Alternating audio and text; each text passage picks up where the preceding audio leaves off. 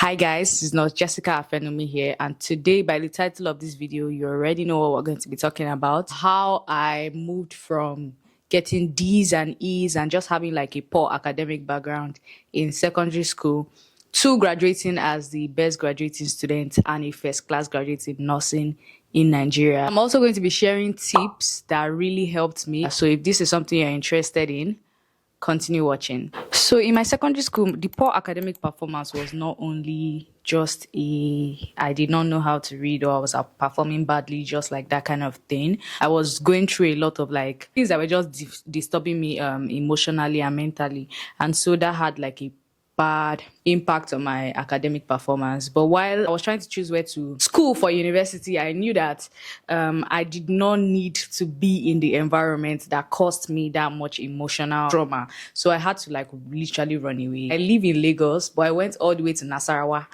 to do university because I already had the impression in my mind that you're not the type of A student, or you're not the type of student that will do exceptionally well. When I entered university, I did not go with like I know I'm going to get a first class, or I should start planning to make a first class. I literally went to university feeling like whatever class, I don't care, let me just get through this school. 100 level, I had an encounter with God, and that was like one of the few times that I had that particular type of encounter, which was when I was literally hearing his voice directly. And I remember walking to class, and I'm the kind of person that I would normally just be talking to myself as I'm walking. On the way, I just heard a voice say, "You better start preparing what you will say when you graduate, because you're going to be outstanding." And immediately I thought it was the devil. I was like, devil, you're a liar. And one thing about the voice of God is that it doesn't push you with coercion. It's not like a forced thing. If it's the devil is going to keep pushing and pushing, and it will look like there's a form of like force. But the voice of God is different, because to me actually, because when it comes, if you're not yielding to his voice, the voice is getting like lower gradually. And if God wants to show himself, if he gives you a word, doesn't mean the road is going to be smooth, but you're going to see his hand in the process of getting to that place that he has told you. So basically, he told me that you're going to be outstanding. I doubted him. I said, no, in my secondary school, I was not outstanding. I did not get A's. I did hardly got B. It was like a massive thing for me to get a B. So yeah, that was that. And then my 100 level first semester, I did not get a first class GPA, but I think I got like a 4.0. And I was like, what? I put effort, yes, but I also used to, not like if I used to put effort in secondary school, let me not lie, but it was just a mind-blowing thing for me. It was a mind-blowing moment. So because my result was like that, I was like, wait, maybe it was actually God that spoke. Maybe I actually need to believe this voice and like push in my efforts. So that was like the beginning point for me. So that was literally my story. 100 level was okay. 200 level was fine. You know, a lot of courses that I thought I was going to have problems with, like God just showed me ways to go around them. I'm grateful for that. A lot of people have been asking like, what school did you go to? Well, guys, I went to Bingham University. Like, will I advise anybody to go to the school? Hair flip, I don't know. So that's why when people ask me, I feel like, should I tell them? Because now they're going to think I'm advertising this school, and when they go there, they're going to be like, you did not tell us it was like this, bro.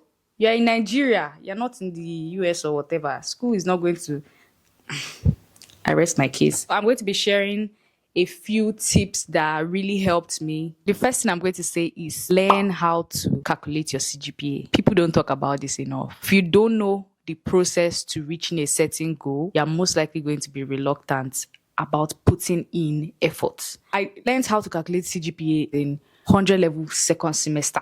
And when I calculated it, I was like, Jesus.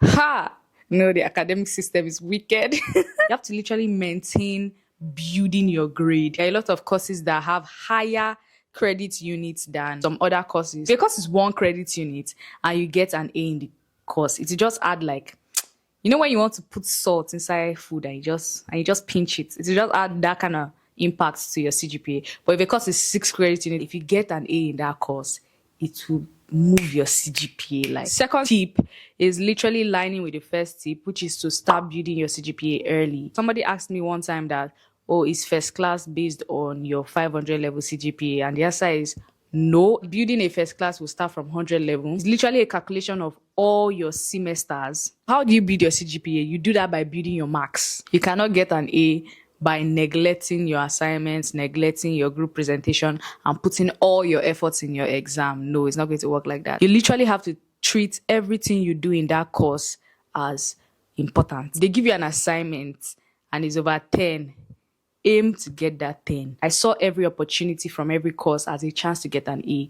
Assignment, I'm like, I have to get a good grade in this assignment because we're building marks. You do your assignments well. They give you a group presentation, which, in fact, in school, see this group presentation, Kai.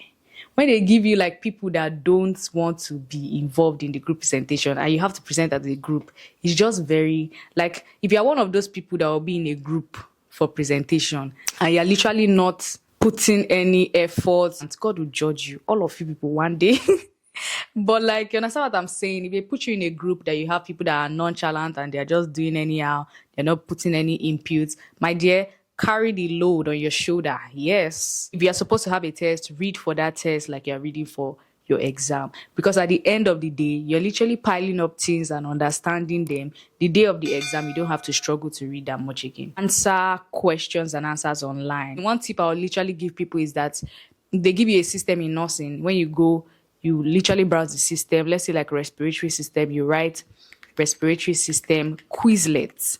You can answer as many questions as you want. That helped me and I know it will help you. The third tip I'm going to give is that you understand your reading style and stay true to yourself. This is like one of the major tips ever. I literally made a video to this a few weeks ago and you can go back and check all the 4 reading styles and know where you are at. Another tip I will give that will be very useful is to know what your lecturer wants. If anybody had ever noticed a pattern in my results, it would be that I performed better in my second semester than I did in my first semester. By the first semester, seeing my result, I've already figured out what the lecturer would like and I will just give it to him in second semester. Some of you might be getting low scores, not because you don't know what to do, not because what you're writing is not good. It might be the way you structured your answers. Leading to my other video, if you want to know how to structure answers to answer med search questions, then watch this video. So another tip, this is something that personally really helped me, is to tell people what you have learned. If you finish in class and you read something on your own, you can share it with your classmates, roommates, your family members, and just tell them that, let me tell you how this thing works.